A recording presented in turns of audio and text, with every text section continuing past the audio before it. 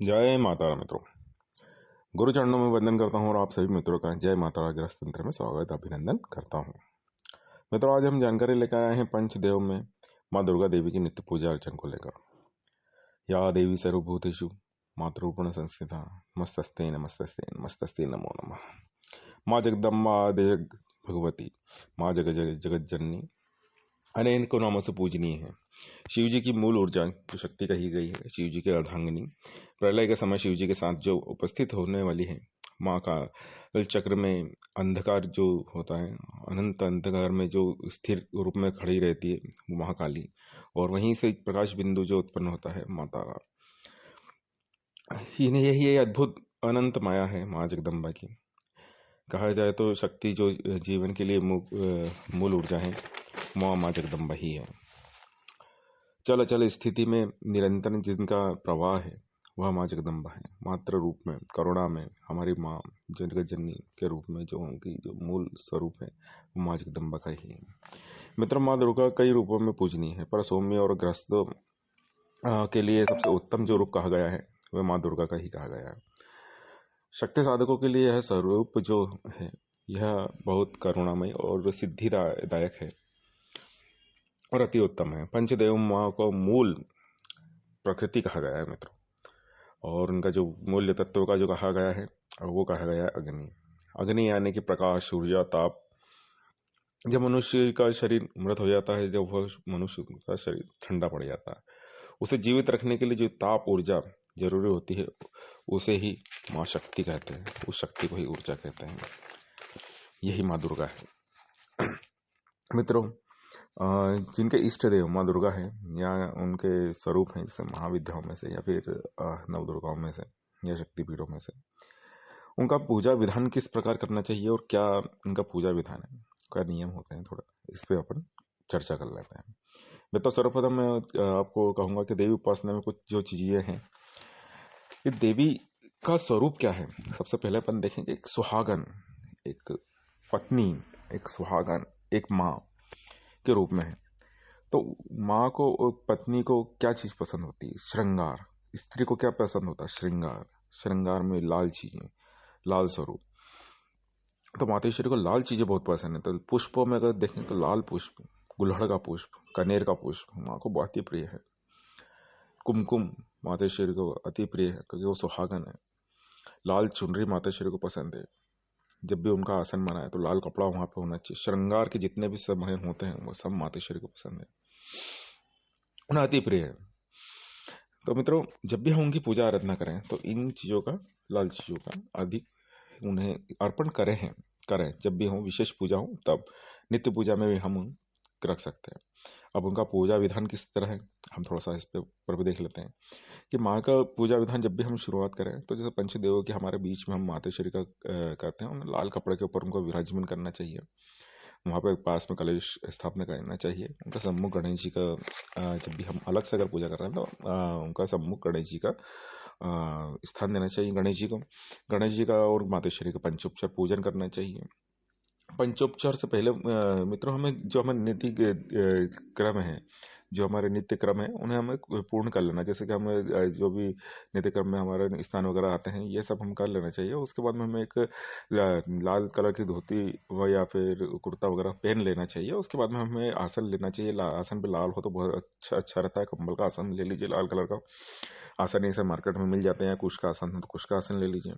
उसके बाद में हमें आसन को प्रणाम करके उस पर बैठ जाना चाहिए। तत्पश्चात हमें हमारा जो नित्य कर्म में आता है आचमन करना चाहिए। ओम केशवाय नमः, ओम नारायण नमः, ओम माधवाय नमः कहकर हमें 3 आचमन कर लेना चाहिए। उसके बाद में ओम गोविंदाय नमः कहकर हमारे मुंहटों को पोंछ लेना चाहिए और साइड में अपने बाई तरफ हाथ धो लेना चाहिए। तो उसके बाद हाथ पोंछने के बाद में हमें अपवित्र वाला मंत्र बोलना चाहिए। बाएं हाथ में जल लेके उसे दाएं हाथ से ढक के और कहना चाहिए ओम अपवित्र पवित्र व सर्वस्थव ये मेरे पुंडराक्ष सूची कहकर उसमें से 3 उंगलियों से अपने ऊपर जल के छिट्टे डालना चाहिए और आसपास के सामग्री ऊपर वो जल डाल देना चाहिए। इसके तत्पश्चात हमें मित्रों गुरु स्मरण करना चाहिए। ओम गुरुदेवाय नमः।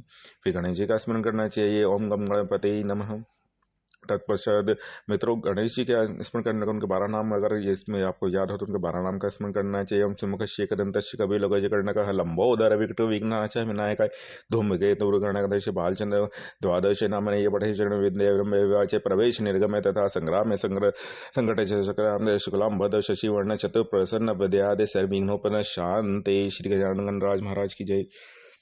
इस प्रकार गणेश जी का ध्यान करने के बाद में हमें भैरवनाथ का, क्योंकि दुर्गा पूजा में भैरव जी का पूजन होना चाहिए, यानी कि गणेश जी नियम है कि गणेश जी के भैरव जी का, क्योंकि भैरव जी अति प्रिय है। और भैरव में भी दुर्गा जी के साथ में बटुक भैरव, जो ग्रस्तों के लिए जब से पूजनीय जो भैरव कहेंगे बटुक भैरव। तो हमें कुछ अगर भैरव जी का मंत्र याद नहीं है तो हम सिर्फ कह सकते हैं ओम बटुक भैरवाय नमः कहकर 2 4 से 5 बार उनका स्मरण करना चाहिए, बटुक भैरव जी को। उसके बाद में हमें हनुमान जी का स्मरण करना चाहिए, क्योंकि जब आपने दुर्गा चालीसा पढ़ी हो तो उसमें एक चीज कही है कि लांगोर वीर चलत अगवानी। तो लांगूर जो है हनुमान जी, वो हमेशा देवी के आगे रहता है, हनुमान जी का स्मरण करना चाहिए। हनुमान जी का मनोजवंदो मारुतिल्यगम जितेंद्रियम बुद्धिमताम इष्टम वादात्म जन्मो वानर युद्ध मुखम श्री राम दूतम शरणम प्रपदे, हनुमान जी का। या फिर रामदूताय नमः, हनुमंते नमः, या फिर जो भी हमें हनुमान जी का या हो मंत्र, उससे हमें उनका स्मरण करना चाहिए, हनुमान जी को पूजन करना चाहिए मित्रों। हनुमान जी का के इसके बाद तत्पश्चात मित्रों हमें गणेश जी और देवी जी का पंचोपचार से पूजन करना चाहिए, यानी कि पुष्प धूप दीप गंध पूजन इत्यादि उन्हें अर्पित करना चाहिए। देवी का अगर हो कि विशेष अगर आपका पूजा अर्चन चल रहा हो तो देवी को हलवा पूरी खीर का भोग लगाना चाहिए। मेतेश्वरी को यह अति प्रिय, माँ जगदम्बा अन्नपूर्णा रूप का है तो उन्हें अन्न के भोग से बहुत पसंद है। मगर अगर हम नित्य पूजा अर्चन करते हैं, नित्य पूजा अर्चन में क्या हम नहीं बना पाते हैं, समय की रहता है, फिर ऐसा कुछ कारण होते हैं कि हमें नहीं कर पाते हैं, तो हमें जो सूखा मेवा रहता है उसका सूखा मेवे का भी हम भोग लगा सकते हैं। देवी का सम्मुख हमें तत्पश्चात घी का दीपक जलाना चाहिए मित्र, और पूर्ण भाव से देवी का प्रार्थना करना चाहिए, देवी का ध्यान करना चाहिए। हमें ध्यान नहीं आता है तो या देवी सर्वभूतेषु मातृरूपेण संस्था या फिर या देवी सर्वभूतेषु ज्योति रूपेण संस्था, जैसे जो भी भाव हो हमारा उस भाव से हमें, यह एक अद्भुत स्त्रोत है। आपको मैं बताऊंगा आगे कि ये जो श्लोक में आपका बोल रहा हूँ, मंत्र बोल रहा हूँ, ये कि कहाँ से लिए गए हैं, इसको दुर्गा सप्तशती में दिया हुआ है। इसके बाद में सबसे बढ़िया जो दुर्गा सप्तशती थी, मातोश्री का ध्यान दिया हुआ 12वें अध्याय में दिया हुआ। मैं आपको हिंदी में बोल के बताता हूँ, उसको संस्कृत में नहीं बोलूंगा। मैं 3 नेत्र वाली दुर्गा देवी का ध्यान करता हूँ। उनके श्री अंगों की प्रभा बिजली के समान है, वे हाथों में तलवार डाली अनेक कन्या से में खड़ी है, हाथों में चक्रपाण दस पहाड़ तिरछन मुद्रा धारण किया, उनका रूप अग्नि में है, वह सर पे चंद्रमा का मुकुट धारण करती है। इस प्रकार देवी का ध्यान करना चाहिए हमें। ये आप दे सकते हैं, 12वां अध्याय है दुर्गा सप्तशती में, उसमें माताश्री का ध्यान दिया हुआ। संस्कृत में अगर बोल सकते हैं संस्कृत में भी बोल सकते हैं, हिंदी में बोलना है तो हिंदी में बोल दे सकते हैं। उसके ध्यान करने के बाद में मित्रों हमें माताश्री का आरती उतारना चाहिए। इससे पहले हमें शिव जी का ध्यान कर लेना चाहिए, शिव जी का, क्योंकि अर्धांगिनी है शिव जी की, उनकी पत्नी है शिव जी की, तो हमें शिव जी का भी एक बार ध्यान करना चाहिए कि उनके बिना उनकी पूजा आराधना नहीं होती है। देवी की पूजा आराधना शिव जी के बिना नहीं होती, इसलिए शिव जी का ध्यान एक सुंदर सा है उनका करुणावतारम संसार सारम भुजगेंदारम सदा वसंता हृदय अरविंदे भवम भवानी सहितम नानानि। इस प्रकार से शिव जी का स्मरण कीजिए, या फिर नहीं तो सिर्फ ओम नमः शिवाय ओम नमः शिवाय ओम नमः शिवाय ओम नमः शिवाय यह बोलकर भी हम भोलेनाथ का स्मरण कर सकते हैं कि हे भोलेनाथ, आप मैं देवी की पूजा अर्चन कर रहा हूँ, मैं आपका भी पूजा अर्चन कर रहा हूँ, आप प्रसन्न होकर देवी के साथ में मुझे आशीर्वाद प्रदान करें। क्योंकि शिव जी की मूल शक्ति, उनके हृदय में जो मूल शक्ति है वो देवी ही है, तो शिव जी के पूजा के बिना देवी की पूजा नहीं होती।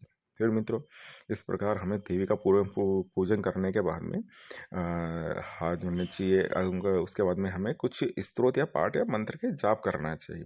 अब किस प्रकार शुरुआत करें, अब नए हैं हमको कुछ याद नहीं है, तो सबसे बढ़िया रहती है देवी देवताओं की महिमा गाना। महिमा किस प्रकार, महिमा होती है 40 से 40 आप कीजिए, कुछ समय करें। नमो नमो दुर्गे शुकरणी, नमो नमो अम्बे दुखड़नी, निराकार है ज्योति तुम्हारी, तीहों लग फैली उजियारी। इस प्रकार से देवी के हैं उसमें, इस चालीसा के अंदर हर महाविद्या नव दुर्गा सभी के विषय में, उनके मातृश्वरी के नगर गोटी में तू ही विराय, तीहों लोक में डंका बाजे। इस प्रकार से देवी के अलग अलग बहुत सारी चीजें दिए हैं। श्री योगी तुम्हारे गुण गाए, ब्रह्मा विष्णु ये इस प्रकार से देवी के अलग अलग दो चालीसा के अंदर बहुत अच्छी यानी उनकी महिमा गाई हुई है। अगर आप करें तो दुर्गा चालीसा करें, दुर्गा चालीसा के साथ में अगर विंध्येश्वरी चालीसा कर सकते हैं तो वो भी एक चीज करिए। बहुत है नमो नमो दुर्गे। विंध्येश्वरी चालीसा में भी बहुत सुंदर देवी की स्तुति कही गई है। जिन लोगों को अगर पुत्र की प्राप्ति यानी कि संतान की समस्या है तो उन्हें भी विदेशी चालीसा तो करनी ही चाहिए। या किसी तरह का ऋण है तो नरवाण करे शतवार ऋण मोचन हो जाए। ऋण मोचन के लिए भी बहुत अच्छा विंध्येश्वरी चालीसा का कहा गया है। तो विंध्येश्वरी चालीसा और दुर्गा चालीसा दोनों करना चाहिए और ओम नमः शिवाय के जप करना चाहिए। ये शुरुआती जो देवी की पूजा है नित्य पूजा में ये करना चाहिए। फिर देवी कृपा अगर आपके पर होती है, देवी कृपा बनती है तो आगे हमें इसमें फिर दुर्गा सप्तशती देवी की उपासना के लिए सबसे उत्तम जो ग्रंथ कहा गया है हमारा वो कहा गया है दुर्गा सप्तशती। दुर्गा सप्तशती में महिमा कही गई है देवी की। शुंभ निशुंभ के वध का, महिषासुर वध का, मधुकैटभ वध के सारी सारी माता की का ये बहुत अच्छी अच्छी सुंदर सुंदर महिमाएं कही गई है। अब महिमा कहने में है क्या दुर्गा जैसे प्रकार कहा गया कि दुर्गा सप्तशती। तो सप्तशती का मतलब सप्तशती यानी कि 700 श्लोकों का संग्रह इसके अंदर देवी का कहा गया है। इसके अंदर पांचों तरह के मंत्र मिलते हैं। अगर हम तंत्र की भाषा में कहें कि बहुत बड़ा तांत्रिक ग्रंथ कहा गया है इसे। इसके अंदर मारण मोहन के स्तंभन के जो भी वशीकरण के जो भी मंत्र होते हैं वो 700 मंत्रों में इसमें अलग अलग अध्याय में अलग अलग तरीके से 700 के अंदर कहे गए हैं। पर ये एक अलग विषय है। बाकी शुरुआती में अगर हम देखें तो दुर्गा सप्तशती में जो हमारे चालीसा के बाद हमें जो शुरुआत करनी चाहिए दुर्गा सप्तशती में तो हम देखें तो इस शुरुआत में इसमें सप्त श्लोकी दुर्गा कहा गया है। तो हमें सर्वप्रथम सप्त श्लोकी दुर्गा का पूजन करना पाठ करना चाहिए। इसमें 7 श्लोक कहेंगे। इसमें पूरी ही दुर्गा सप्तशती का महिमा कही गई है। तो 7 श्लोकों से हमें शुरुआत करना चाहिए मित्रों। अब जैसे जैसे हम ये 7 श्लोक पढ़ने में हमें आते हैं धीरे धीरे हमें इसका महिमा करना चाहिए। इसका विनियोग भी है, इसके अलग सभी कहे गए हैं। तो मैं आपको इसका श्लोक को थोड़े कह के आपको बता देता हूँ एक बार। तो मित्रों मैं आपको पहले इसका विनियोग पढ़ सुनाता हूँ। ओम अस्य श्री दुर्गा सप्तश्लोकी तत्व मंत्र से नारायण ऋषि अनुष्टुप छंद श्री महाकाली महालक्ष्मी महासरस्वती तेय देवता श्री दुर्गा प्रीति अर्थे सप्तशती श्लोक की दुर्गा पाठे विनियोग। मित्रों अगर आपने हाथ में जल लिया हो तो जल जमीन भी छोड़ दें। उसके बाद में सब श्लोक की दुर्गा का पाठ करें। ओम ज्ञानी नामपि चेतांसी देवी भगवती ही सा बालादकृष्य मोहाय महामाय प्रयच्छति। ये पहला श्लोक। दूसरा श्लोक है दुर्गे स्मृता हर्षि भीतिम शेष जंतोः स्वस्थे स्मृता मति शुभा ददासी दारिद्र्य दुख भयहारिणी का तव दनया सर्वोपकार करणाय सदार्चिता। ये दूसरा श्लोक। तीसरा श्लोक है सर्वंग मंगल्ये शिवे सर्वादि साधिके शरण्ये त्र्यंबके गौरी नारायणी नमोस्तुते। चौथा श्लोक है शरणागत शरणागत दीनार्थ परित्राण परायण सर्वस्यार्ति हरि देवी नारायणी नमोस्तुते। सर्वस्वरूपे सर्वेशि सर्वशक्ति संविते भय भयस्त्राहि नो देवी दुर्गे नमोस्तुते। रोगान शेषान पहंसि तुष्टा रुष्टा तु कामना सकलनामभीष्टान तवामाश्रितान न विपर नराण तवामाश्रिता हरय श्रेयता प्रयन्ति। ये छठा श्लोक सर्वबाधा परशमनः त्रिलोक्यसखिलेश्वरी एवमेव तवया कार्यस्म वैरि विनाशनम। यह 7 श्लोक है मित्रों दुर्गा सप्तशती श्लोकी। उसके बाद में इसमें लिखा होता इति सब श्री दुर्गा सप्तशती दुर्गा संपूर्ण। बाकी हमें कभी भी कोई भी पाठ या स्तोत्र हम करते हैं तो अंतर में जो संपूर्णम लिखा हुआ रहता है उसका कभी भी हमें उच्चारण नहीं करना चाहिए। इससे होता क्या है कि हम जब भी पाठ करते हैं तो उसके जितने भी हम पाठ करते हैं तो वो आपस में जुड़ते नहीं है, यानी एक तरह की माला नहीं बनती उसकी, वो हमेशा वहीं पे रुक जाते हैं, उसकी समाप्ति हो जाती है। इसलिए हम रोज अगर पाठ कर रहे हैं तो उसका जो हमें फल चाहिए वो रोज रोज रोज होता जाता है। इससे हमें उचित फल की प्राप्ति होती है मित्रों। तत्पश्चात मित्रों हमें दुर्गा ये श्लोक करने के बाद में मित्रों हमें दुर्गा सप्तशती में आगे दुर्गा देवी के 108 नाम दिए हुए, उनका भी जैसे हमें ये सब श्लोकी दुर्गा अगर होता है, हमें 2 महीने 4 महीने 6 महीने तो हम करते हैं। उसके बाद हमें 108 नामों के भी माता रानी की अगर कृपा होती है आपके ऊपर तो हमें आगे इसमें बढ़ना चाहिए।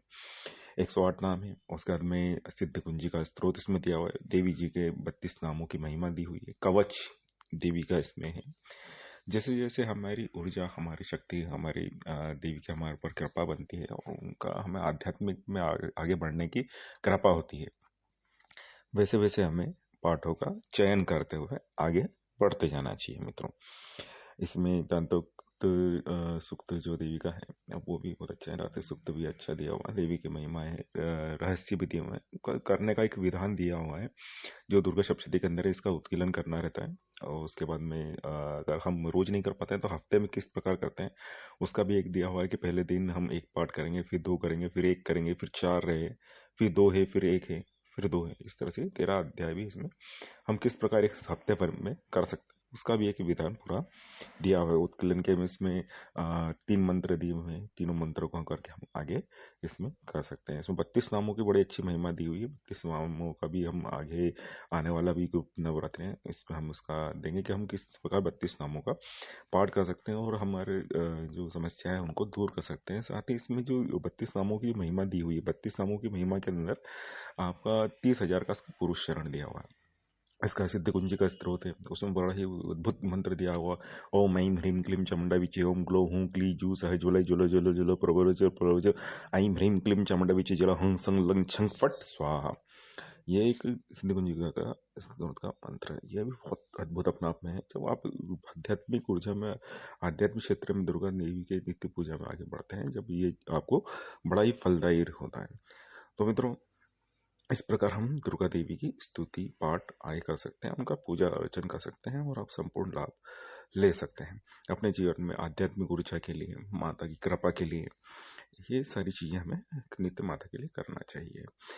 बाकी अगर बड़ा अनुष्ठान या हम मंत्र जाप कर रहे हैं तो उसमें थोड़े नियमों का हमें ध्यान रखना चाहिए कि हम नित्य पूजा कर रहे हैं तो उसमें हमें सिर्फ स्तोत्र पाठ एक लय में करना है, एक नियमित रूप से करते रहना चाहिए। इसका हमें फल प्राप्त होता रहता है मित्रों। तो मित्रों आज ये जानकारी थी देवी की नित्य पूजा अर्चन को लेकर। अगर आपको हमारी यह जानकारी पसंद आई हो तो हमारे चैनल को लाइक और सब्सक्राइब करें मित्रों। हम सनातन धर्म से जुड़ी हुई जानकारी देने का प्रयास कर रहे हैं। अगर यह गुरुगम्य और शास्त्रोक्त जो जानकारी है यह मैं आपको देने की कोशिश कर रहे हैं मित्रों। हमारी अगर प्रयास आपको अच्छा लगता है तो हमें हमारा सपोर्ट कीजिए मित्रों। जय माता राम मित्रों।